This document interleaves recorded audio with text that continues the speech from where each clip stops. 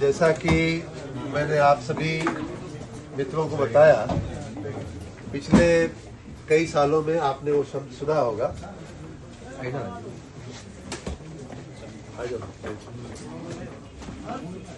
आप लोगों ने शब्द सुना होगा वन टाइम सेटलमेंट स्कीम। थोड़ा सा पीछे हो गए। वन टाइम सेटलमेंट स्कीम शब्द आपने सुना होगा। हर साल हम लोग एक बार ले आते हैं, वही योजना है, लेकिन इस बार हम लोगों ने चूंकि बहुत बड़ी राहत हम दे रहे हैं, तो इसका नाम हमने रखा है बिजली बिल राहत योजना 2025। ये योजना 1 दिसंबर से लागू होगी।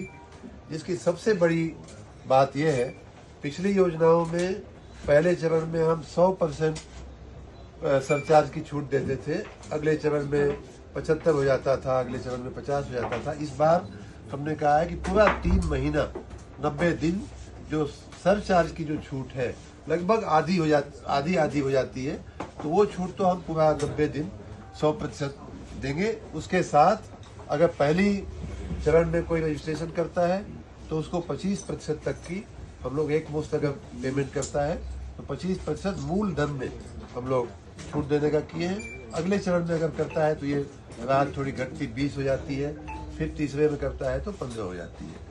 साथ ही ये एक बहुत बड़ी समस्या हमारे छोटे उपभोक्ताओं को थी, जिनका किन्हीं कारणों से पिछले कई सालों तक वो बिल नहीं जमा किए हैं, कभी किसी ने जमा ही नहीं किया है, और वर्तमान में उनके पास बहुत बड़ा बिल बकाया बिल के नाम पे आ गया है।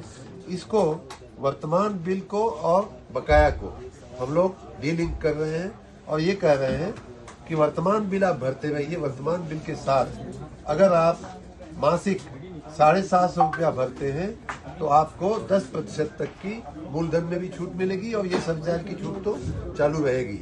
उसी प्रकार अगर 500 रुपया आप भरते हैं तो आपको मूलधन में 5% की हम लोग छूट दे रहे हैं। साथ ही जो मैंने बताया कि औसत बिल से ज़्यादा एकदम असामान्य बढ़ जाता है तो उसका भी प्रावधान हम लोगों ने किया है कि जो नॉर्मेटिव जो बिल होता है उसका किया जाएगा। एक बात इसमें लिखना रह गया है, वो ये कि जो आपराधिक मामले वाले जो केस है उसमें भी अगर पहले चरण में आदमी भरने को आता है तो उसको 55% तक की छूट मिलेगी, उसके बाद 50% तक की छूट मिलेगी, उसके बाद 45% छूट मिलेगी और उसके बाद के तीसरे चरण में तीसरे महीने में 40%। तो इस प्रकार हर प्रकार की उपभोक्ता को छूट देने वाली ये बहुत ही ऐतिहासिक योजना है।